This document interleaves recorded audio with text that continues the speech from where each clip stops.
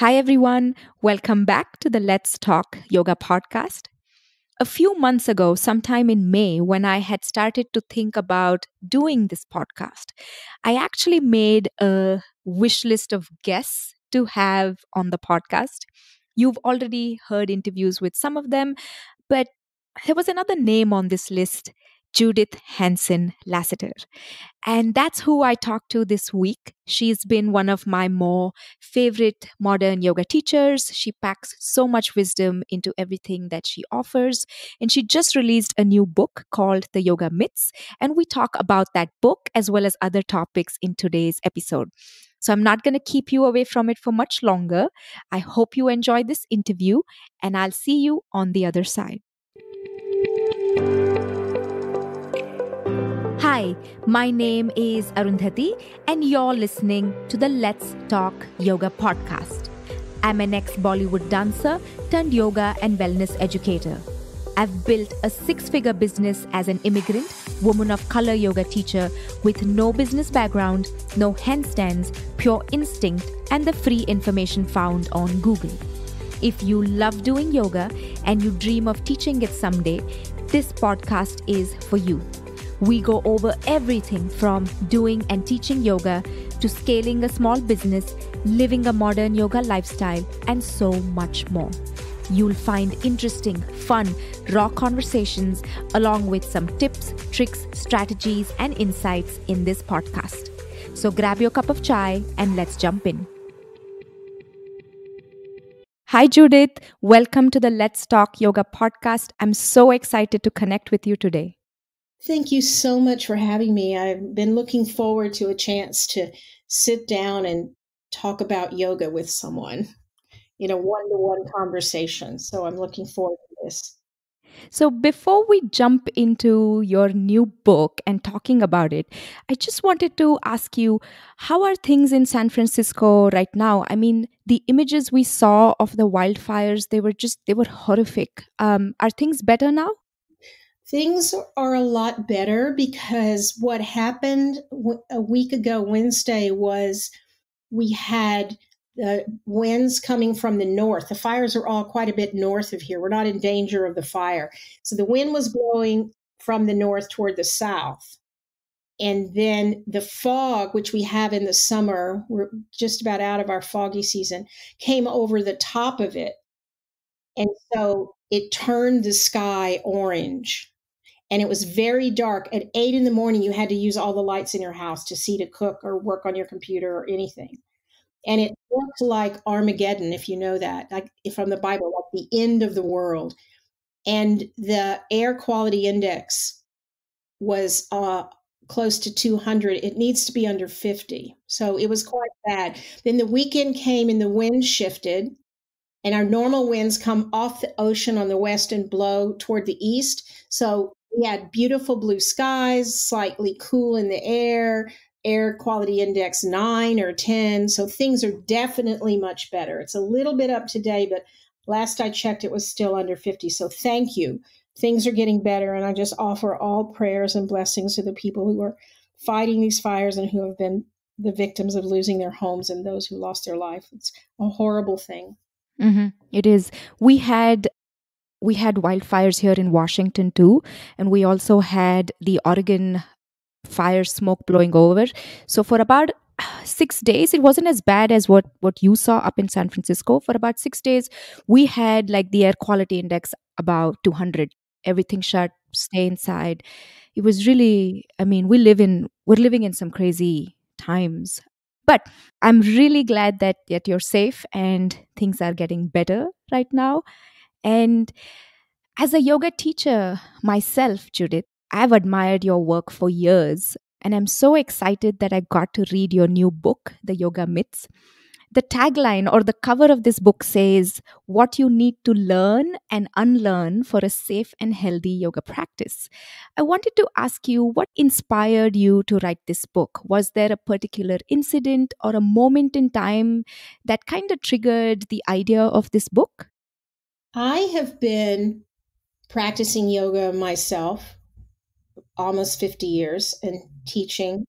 more than that, actually. I've been next year will be my 50th year of teaching. So I've been practicing and teaching yoga for decades.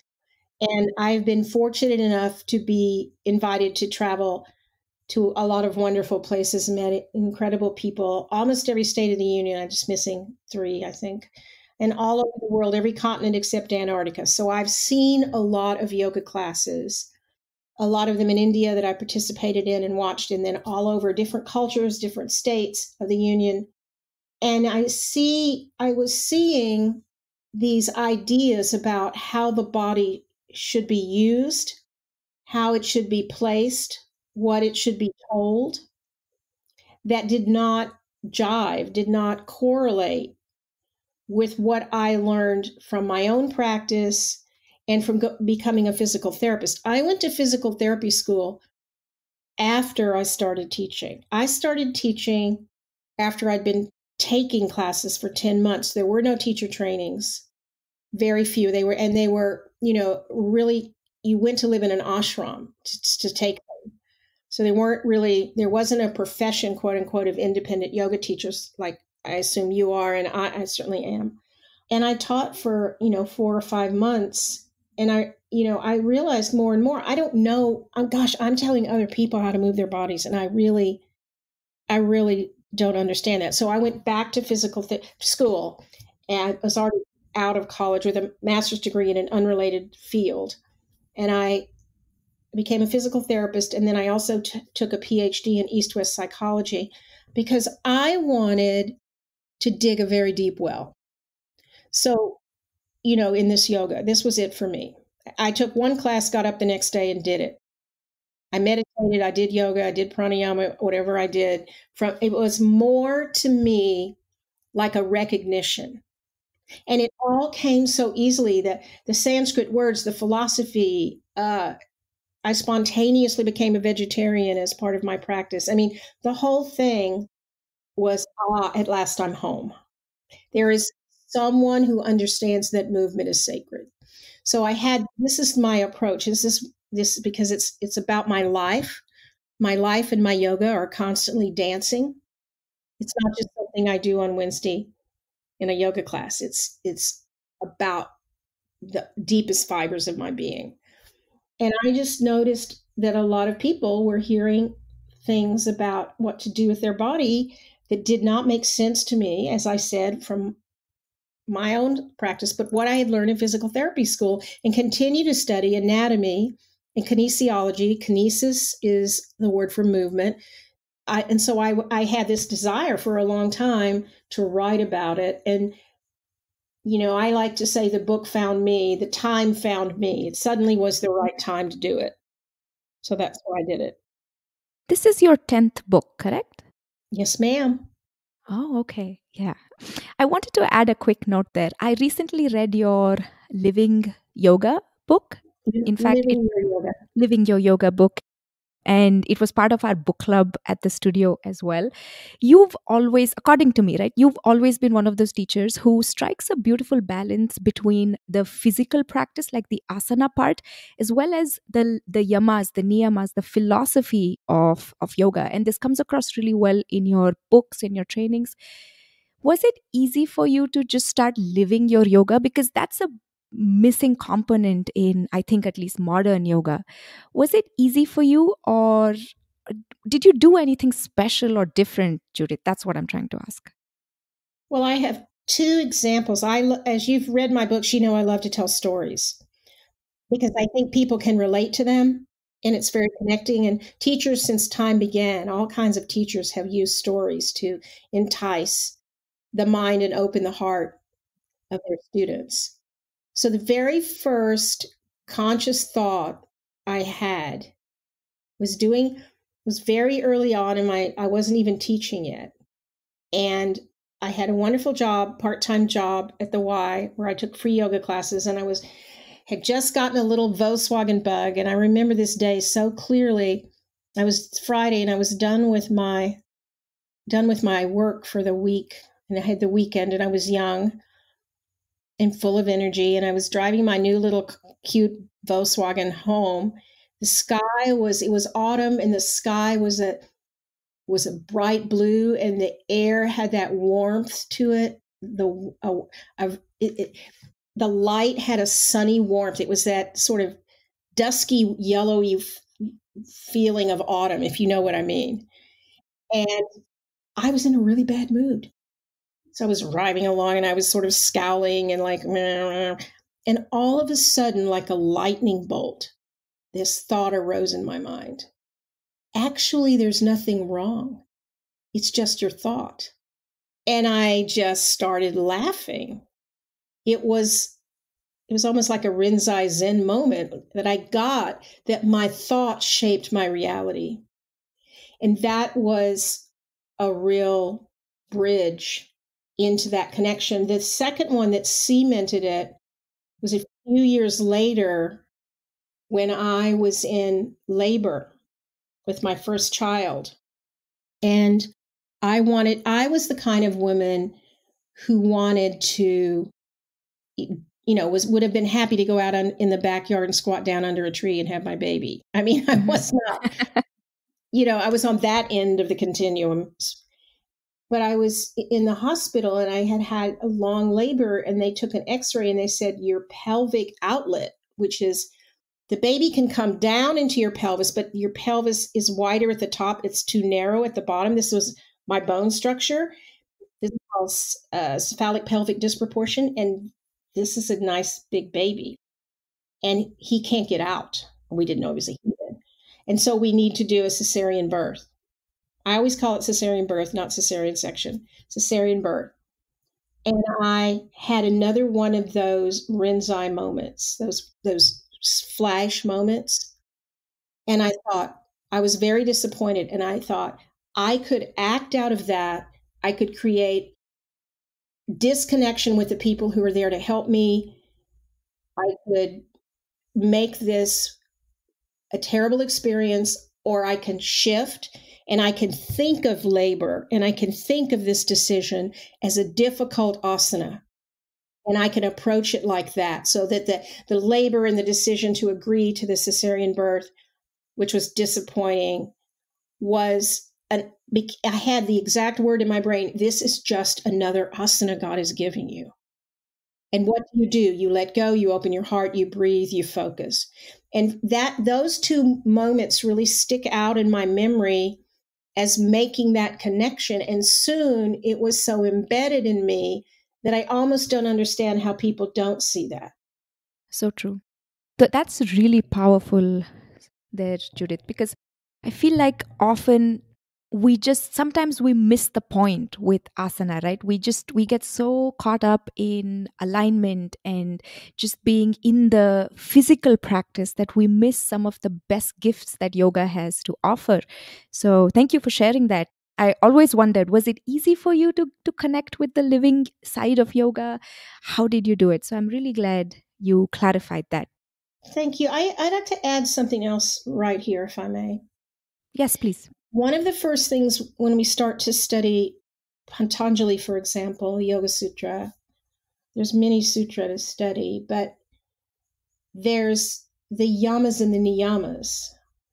And I used to think that they were proscriptive, meaning don't harm, don't steal, don't lie, telling us what to do or not do. Yama and niyama, do and don't do, right?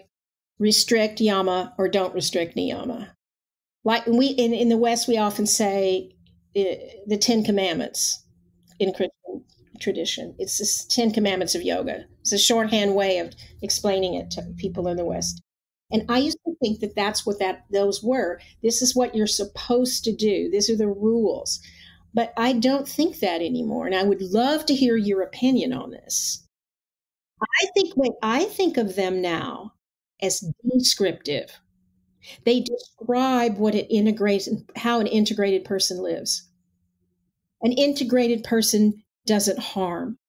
An integrated person doesn't steal. This is descriptive. So it became even more clear to me that it's a quote from Buddha, which I like, is the only thing a man owns are his actions.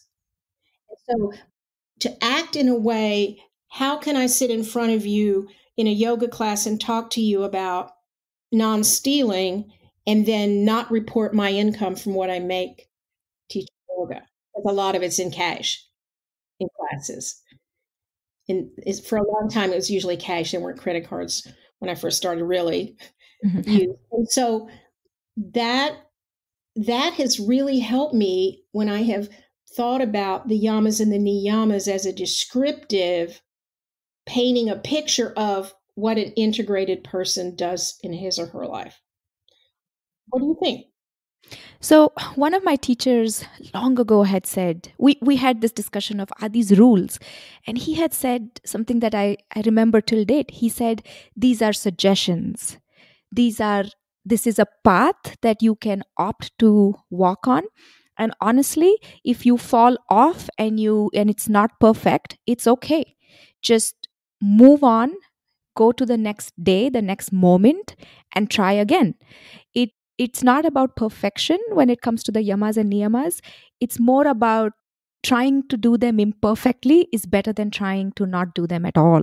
Yeah, it's the intention too. It's the intention Absolutely. with which you do them. And so clearly, none of us even could be described as practicing ahimsa because maybe we don't hit people or shoot at them, but we have thoughts in which are damaging, So it's not that we're perfect. It's just that is where we're trying to live those teachings. And eventually, I can imagine the great masters who we honor become the yoga. They don't do yoga. Mm-hmm. Absolutely. It's like someone once said, right? Yoga is not teachable. Was this you who said it? I don't know. I think it was you. Can't remember who said it. But yoga is not teachable. It's an experience.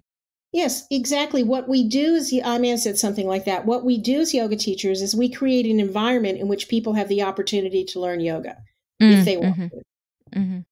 So true.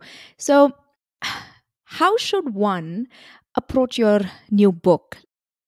Well, I'd like to say, first and foremost, with an open heart and an open mind, because I have a great deal of empathy because I've taught some of all these things that I'm writing about in the book. And I've seen the eyes, the wrinkles in the forehead and the eyebrows shoot up and the cocking of the head. And I can read people's faces that they're unsure because they've been taught one specific thing is an absolute rule. And I'm describing it to them in person and hopefully in the book about anatomically and kinesiologically and logically why that rule doesn't make sense. Let me give you a simple example that I think everyone can visualize if you're willing. Oh, yes. And I believe it's in the first chapter, which is stop tucking your tailbone. First and foremost, if we're going to understand any movement in the human body, we need to understand two really important things. And the first one is gravity, because everything we do, we're subject to the force of gravity. And so every movement we make, sitting, walking, bending over, asana, playing basketball, whatever it is occurring in the sea of gravity. And so your muscles are always responding to gravity.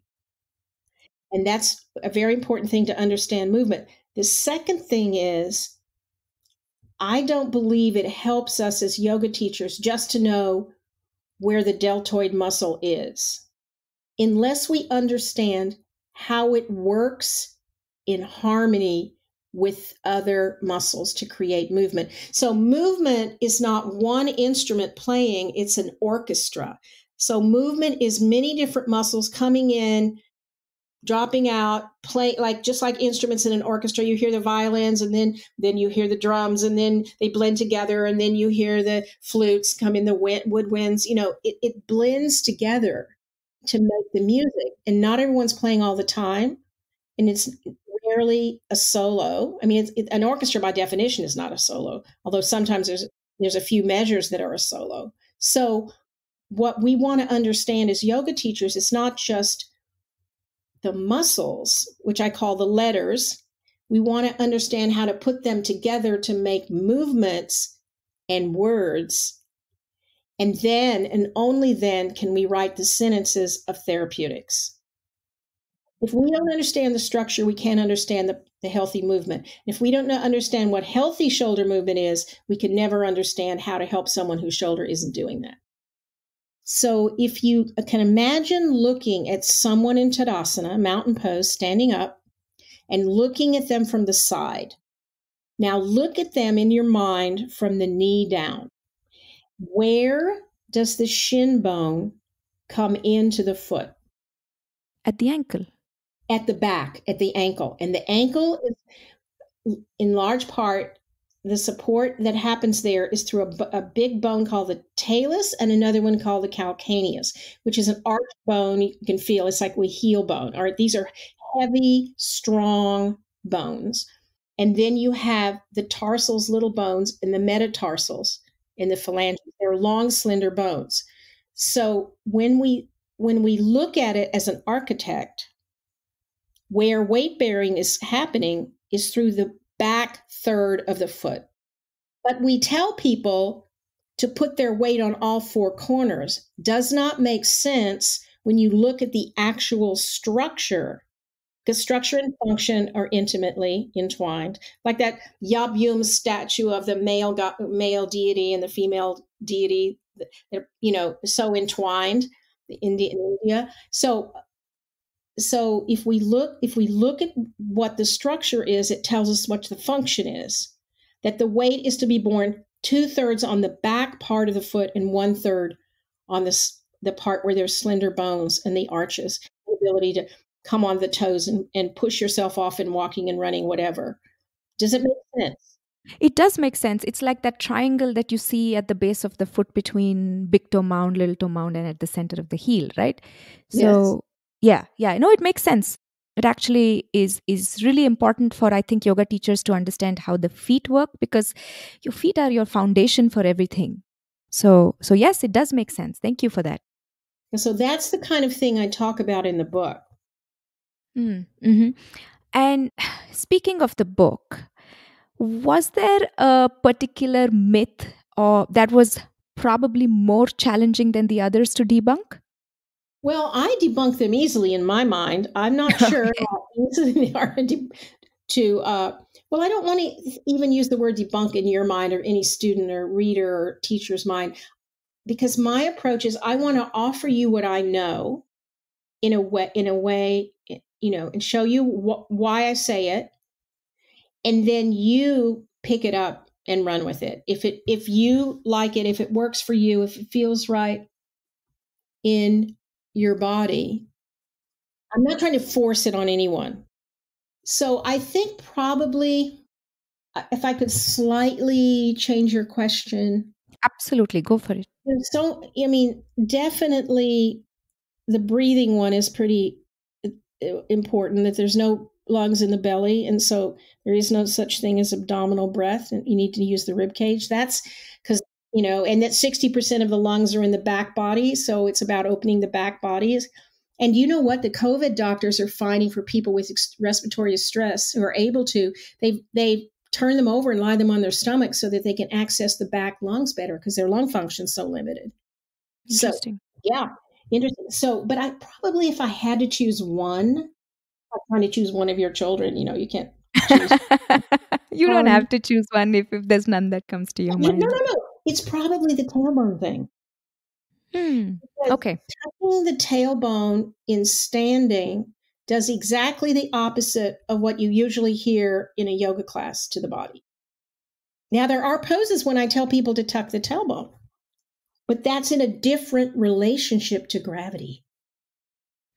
Got it. Like if you're doing up plank, like preparation for chaturanga, if you've got your arms straight and you're resting on your toes and your arms, a lot of times you see people hanging in their lumbar spine into an arch and hanging their thoracic spine between their shoulder blades.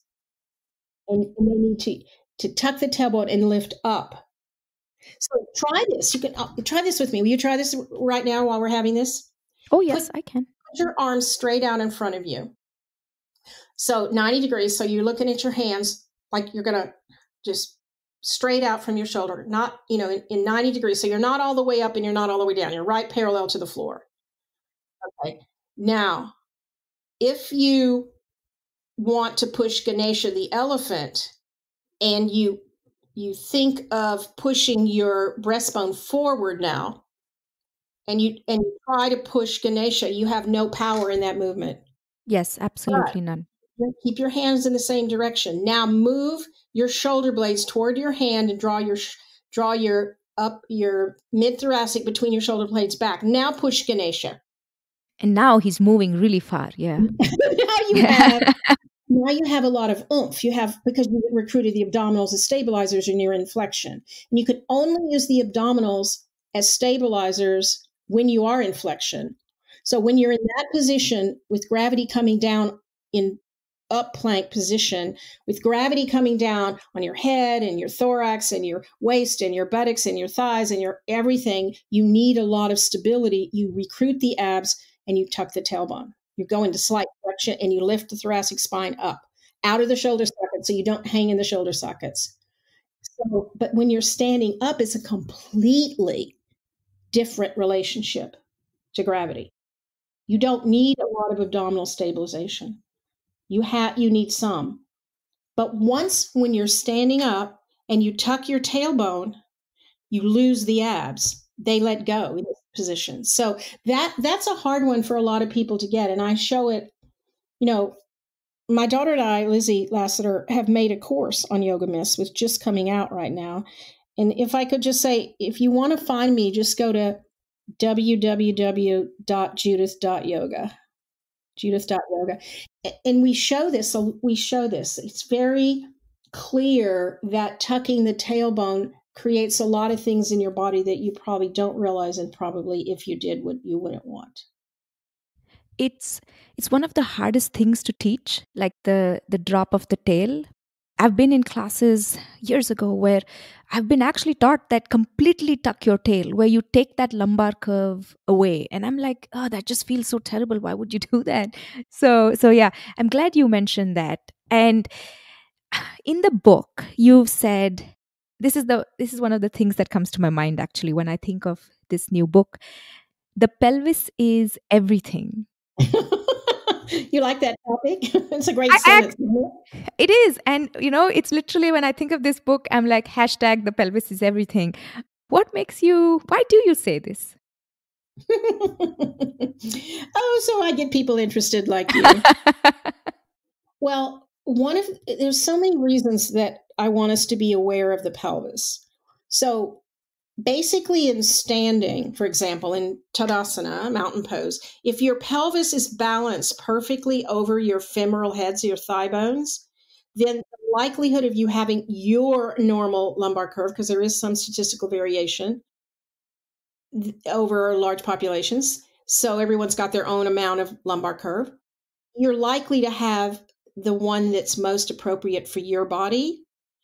The pelvis in other asana, I want you, whether it's a standing twist or a seated twist, I want you to move your pelvis over your hip bones and not anchor the pelvis and try to turn the spine, because the lumbar spine only has 15 degrees of rotation. So if you do standing pose, revolve triangle, and you keep your sacrum, the back of your pelvis, parallel to the floor and try to turn, you won't turn very far. And what you are in effect doing is taking the sacrum. I like to say the sacrum has an identity crisis. It doesn't know if it's vertebral or pelvic because it joins the vertebral column at the top, and on its sides it joins the pelvis, the sacroiliac joint. So what you want to do is rotate the whole pelvis around the hip joints into the twist, exactly like you do in Uttanasana, standing forward bend. Or all the standing poses come from the hip joints, do they not? Absolutely.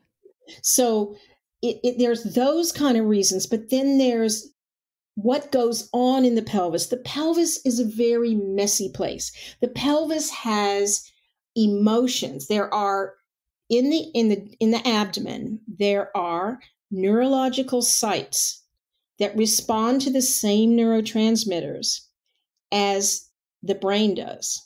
So there's a book called The Second Brain about it. I call it the belly brain, and that's where intuition is. And we even say in English, and I'd love to know, you grew up in India, but you didn't tell me where. I was born and raised in the southern part of India, Karnataka, mostly in Bangalore. Bangalore. So I know you speak English beautifully, but in Hindi probably. But what is the language of Bangalore called? So my mother tongue is Kannada. It sounds Canada. a lot like, Okay, yeah. Canada. Okay. Actually, I think that's what BKS Iyengar spoke was Canada. Yes, But anyway, yes, that was what okay. he spoke as well, yeah. Right. So one of the 15 major languages in India. So you might have a way of saying this, which I think would be fun to hear, but we say in English, I knew in my gut that was the right choice. Or, you get a feeling in your gut. And it's actually, that's what I think intuition is related to. It's a feeling sense because it's so close to our life force. Everything that's in the pelvis is so close to our life force that if the human race hadn't had that, we call it the sixth sense or that intuition or that belly feeling, that we wouldn't probably be here. And so that's the area of the pelvis. In fact, my children went to a private elementary school and they taught them, safety issues around strangers, but they did it in a way that pleased me so much because to a child, they don't really understand the concept of a stranger. And so they sat them around in groups starting at about second grade or whatever was appropriate, age appropriate. And they talked about that funny feeling. Have you ever gotten that funny feeling in your belly? And kids talked about getting that. And they basically said, if anybody ever asks you to do anything that gives you that funny feeling in your stomach, in your belly, let's brainstorm now who you're going to tell, even if they tell you not to tell. And so they taught them to trust themselves, which is, it just gives me chills right now when I say it. I've had the experience. I was in New York, another story, New York City at the Yoga Journal Conference, high-rise hotel, got into the elevator. There was one man in there wearing a black trench coat, a hat, the collar turned up, and he was holding a black briefcase. And the hair on the back of my neck stood up. And I pushed the button and I got off as soon as I could. He never looked at me. He didn't do anything or say anything, but the hair on the back of my neck stood up. And I got off of that elevator as fast as I could. But then this is a part that I like about myself. It pleased me that I did this. I waited a few minutes, got on another elevator, went downstairs, walked right up to the desk and said, there was a man on the elevator. And I didn't say he made me feel uneasy because I don't like to use language in that manner. I said I felt uneasy in his presence. And I thought they're just going to think I'm some crazy yoga teacher, but I wanted you to know that. And the woman said, wait, and she got her manager and she said, okay, what did he look like? It turned out that man, a man fitting that description was breaking into rooms. Oh, wow. Oh, okay. And I believe that that's not something that's unique to me. I think all human beings, in fact, this is a big part of we'll talk about this when you take my level 1 restorative training that you said you were going to take online. There's a book recommended called Blink by Malcolm Gladwell that even if you read the first chapter, it's worth reading because I think intuition is helpful for mankind, womankind, for all of us to keep ourselves safe and to be present because those feelings are always in the moment. You can't make those feelings. Like you can't make yourself salivate. Salivation lives in the moment when you smell something that you think is delicious. So what I think is that the pelvis is where life is created, where food is absorbed. I mean, it's just this basin. That's what the word pelvis means. It's this basin, the sacred basin of life. And it to be in touch with the feelings and the structure And the personality, quote unquote, if you will, of the pelvis is to be in touch with the sacred feminine. We initiate walking from it. It's at the center of Tadasana. It's every asana. To me, a lot of yoga books talk about doing yoga from the spine, and I think of doing it from the pelvis and so that the spine is always in a position of receiving the asana, not creating it. That's really powerful. So the pelvis to me is this cauldron, that term. I always think of Macbeth. There's a quote in Macbeth about the cauldron being stirred by the witches. And I think it's the site of that part of us, the energy of it is that part of us which is closest to the sacredness of life itself. Other than that, I'm actually thinking it's like the sacred bowl in our body. It is. And, to me, to live in the pelvis is a form of tantric yoga. It's that our beingness is rooted in the pelvis. So the way I look at it, this is just a thought. Don't confuse my words with truth. This is my truth, not the truth. Is that the mind is the site of awareness and awareness practices. And that's the beginning. Being able to watch your thoughts is the beginning of spiritual practice.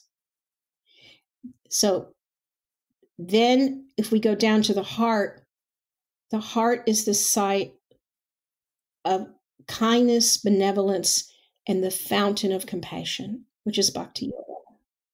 The understanding that we are all connected in our suffering and our joy. And then the pelvis, to me, is like the site of Tantra. The Tantra, as I understand it, states that everything is holy and that God lives in every cell. And that I wrote a line in a poem I wrote about all your drunken electrons dancing in every cell of your body, longing for you. Like, it's that fact that there is no separation. Yoga teaches Purusha Prakriti, matter and consciousness. My understanding of Tantra is that it's more like Vedanta in the sense that there is no separation is the greatest illusion, that nothing is separate. So either everything is holy and sacred or nothing is. And so to me, that's what the pelvic area imbues, that innate bodyfulness, not mindfulness, but the bodyfulness of the asana is expressed through the pelvis. It's beautiful. It's really it's a really different way of looking at it, and it's I had most fun reading that chapter actually, when the one that was like the pelvis is everything. Me and my highlighter were going at it, so I absolutely enjoyed that. Did you enjoy that riff I went on about this long? No, I love it when you go into really explaining these and giving stories. I think it really invites the listeners in, and it makes anatomy really personal, and it makes it experiential. So I really enjoy it. So thank you for that. I don't see a difference between the pelvis and philosophy. I don't see. So I went through these stages in my yoga teaching where I really wanted to convey information. I thought that was my job. And then that didn't fit anymore. Like the glass slipper suddenly didn't fit anymore. And then I got interested in this sort of integrating psychology with it. And I was reading a lot of Carl Jung, and I was talking about the asana as archetypes, expressing universal archetypes of the triangle, of the warrior, of the hero, of the, whatever, the Surya Namaskar, the sun, the energy, the archetype of the sun god. But then that kind of didn't do it for me. And then I got into the philosopher part, the meaning of it. And then that wasn't satisfying anymore. So this is over decades. Then I moved into this idea of the poet, that the poet has a closer understanding of reality that approaches that of the physicist. And then now I feel that I'm more in a wanting direct communication with it, with goddess, with deity. The more mystic. I'm a Pisces, so we all have Pisces have the urge to merge. And it's that soft refusal to let myself feel separate from any human being. Because either everyone is Buddha or no one is. And so that's why I've sort of ended up in the pelvis, as it's that kind of metaphor, if you will. That mystic, closer to the bone life force, the elemental nature, the most elemental nature of what we call reality, that is found in stillness and silence, lives in the pelvis. That's where I am today. Who knows where I'll be tomorrow? I love the fact that you said, the pelvis is not really different from like philosophy, and it's all merged. It's really it's hard for me to actually, let me rephrase that. I'm going to say there's so much in this book that I could ask you questions about it forever. And I just think the listeners should go and pick up a copy of the book. And not just this book, I think a lot of your other books. I haven't read all 10 of them, but someday I hope I will read all 10 of them. You're so kind. But I wanted to ask you about restorative yoga. In my head, I have labeled you the queen of restorative yoga. So I wanted to ask you to just talk a little bit about, is there a difference between rest and relaxation? Yes. All right. So I taught my first restorative yoga class by accident. I didn't know that. Yes, because I was, this was in the 80s, probably 82 maybe. I was teaching in Canada and kind of out in the country in this big open building, and there was a terrible rainstorm and we lost all our power. It was Sunday afternoon, the last class of a workshop. And we couldn't see very well. And I thought, gosh, people can't walk around and do stuff. They can't see me. So here, just lie over this bolster. And then they said, oh, that felt so good. So I said, okay, now move this way on the bolster. Now turn it the other, and I just sort of made things up as I went along, and then did asana, and they loved it. And I went, I got out of that, but I didn't do it again for some time. So to me, there are 3 stages of Shavasana. There is physiological relaxation, measurable heart rate drop, blood pressure drop, slowing respiratory rate, a whole cascade of biochemical changes in your body when you move from active, externally focused state to a state of what we call quiescence. It's a physiological shift, right? And so when you lie down for Shavasana, it takes you a few minutes to get there. And then what I feel, and I'm guessing you feel something very similar, you're lying there and it takes you a few minutes. You might move your left shoulder a little bit, and then you realize your left leg is too close to the, and you a little bit adjust, and then suddenly you feel like you've dropped down or in. Yes? Yes, you feel like you're just melting into the floor. You're not, there's no floor and there's no you. You just melt. Yeah. Is that how you would describe that feeling? I would, yes. So what I experienced, that what I like to call that, is it's a pratyahara state.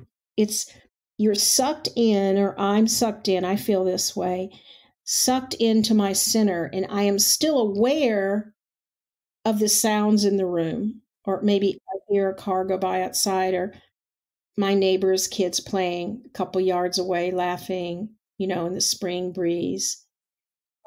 But it doesn't attract me. It just passes through me like the wind through the leaves. It doesn't leave a residue. I'm naturally sucked inward, contentedly so.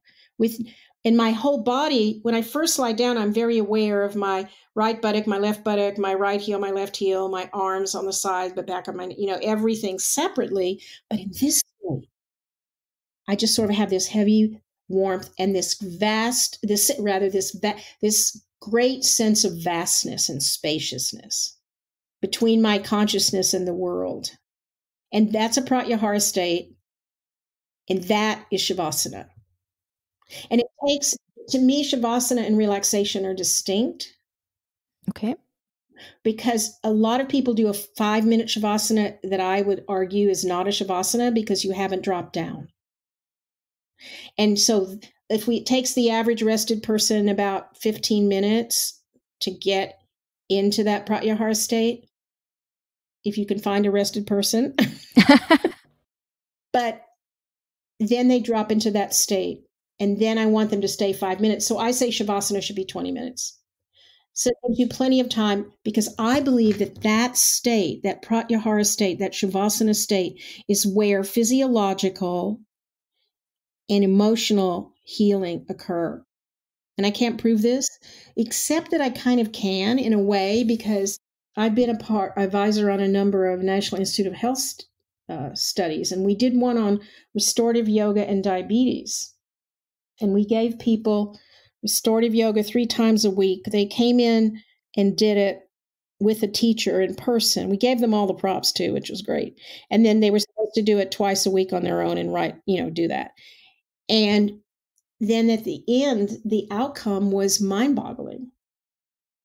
They dropped their triglyceride levels. Their blood sugar levels dropped. One person went off insulin. Oh, wow.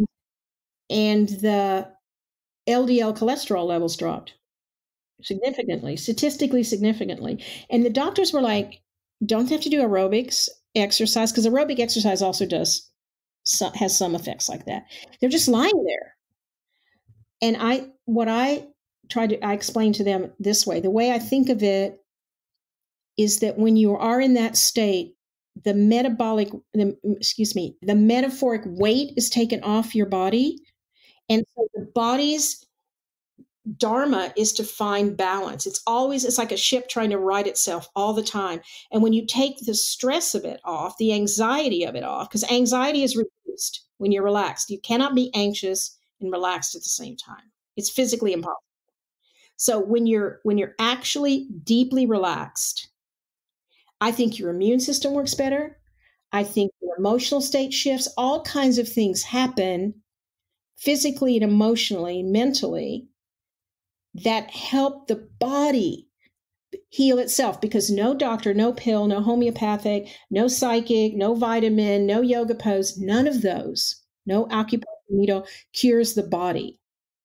The body cures itself. Those things create the environment. And asana is an environment that we specifically manipulate and create a specific environment called an asana. And the body then is what, in its innate intelligence, because the body is smarter than we are.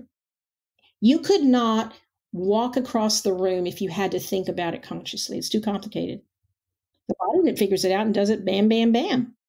So when we take that weight off, that metaphoric weight, the body finds it's longing for and expresses more easily a state of health.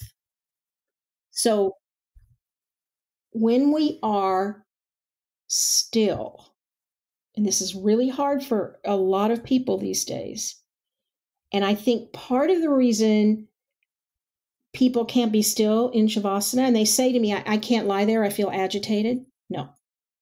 You lie there and you notice how agitated you are. Oh, yes. Yeah. So when you lie there and you're trying to rest, but if you don't have the proper props, your body is going to get uncomfortable on the floor. So propping is really important, which you'll learn coming up in the workshop. So when you get really still, the silence, the deep, dark, rich silence of existence, the substratum upon which existence rests, you can experience it. And nothing relieves fear or anxiety or discontent like being rooted in reality with a capital L. Capital R was I thinking. Capital I R. was just like, L? Where did the L come I from? don't know where Yeah. the L comes from. Who knows? My brain, Anyway, so how do you feel hearing that? I think that's great. I feel like everybody should be giving themselves, like, we have this prescription, right? Like, we take vitamins, we hydrate, not a prescription, but we tell ourselves we have to do these things. I feel like we have to do a restorative yoga pose for 20 minutes a day on that list, because we've forgotten how to rest, and we think watching Netflix for 4 hours is rest. No, it's distraction. And I'm a believer in distraction. Sometimes I like to go to the baseball game or the opera or yeah, sure. I mean, there's nothing wrong with shifting your perspective. But if I had 3 wishes from a genie, one of them would be that everyone in the world did a 20-minute shavasana every day. There's a Hindu saying you may know, which is, a healthy man is a moral man. So that idea that when we feel really healthy and present and good, we are less likely to harm. So Absolutely. shavasana is a practice of ahimsa, embodied ahimsa. I've never thought of it like that, but that's so true. If I had a genie giving me a wish, I would be like, I would say, "Can I talk to you for another hour?" But this has been wonderful, Judith. Thank you so much for sharing with us. Your new book is really awesome. I hope that the listeners go check it out. Is there anything that you have coming up that you want to share with our listeners? Well, it's just that we have a course now. It's on sale for 25% discount until October 12th. It's 3 videos. There'll be some live sessions. It's the book. It's based on the book. And Lizzie and we're going to show things. She's going to do asanas. We're working together with this. And I think they can find that at judith.yoga, www.judith.yoga. But also, if you send me the link to our talk, I will put it on my Insta and on my Facebook. I will absolutely send you everything once this is out. Yeah. Thank you so much, Judith. This has been really wonderful. Well, thank you. I would like you to hear something with your heart. Mm-hmm. And I want you to put your arms out and turn your palms up, and don't in any way cover your body. Just like open your heart and hear this, that I am deeply grateful for the work that you do in the world with your teaching and with this podcast and within yourself, your own self journey, because all of those things are so needed in this world, and it helps to make the world a better place for you and for me and for everyone. And it's hard. We're swimming upstream in our culture.